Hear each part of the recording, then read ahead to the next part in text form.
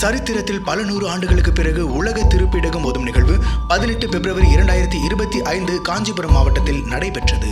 ஆணைய தலைவர் அருட்தந்தை சோஜோ அருண்சேசா அவர்கள் சிறப்பு விருந்தினராக கலந்து கொண்டு உலகெங்கும் இருந்து வருகை புரிந்த 150 புத்த பிக்குகள் மற்றும் புத்த சமயத்தினரின் முன்னிலையில் மாண்புமிகு தமிழ்நாடு முதலமைச்சர் திரு மு.க. ஸ்டாலின் அவர்கள் தமிழ்நாட்டில் உள்ள அனைத்து சிறுபான்மையினரின் உரிமைகளை எவ்வாறு பாதுகாத்து வருகிறார் என்பது குறித்தும் சிறுபான்மை சமூகங்களுக்கு வழங்கப்படும் பாதுகாப்புகள் மற்றும் சலுகைகள் பற்றியும் உரையாற்றினார்.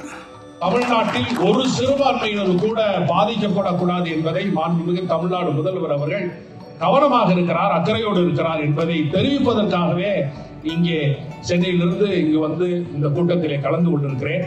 தொடர்ந்து ஓதுங்கள், அமைதி என்றும் நிலவட்டும்.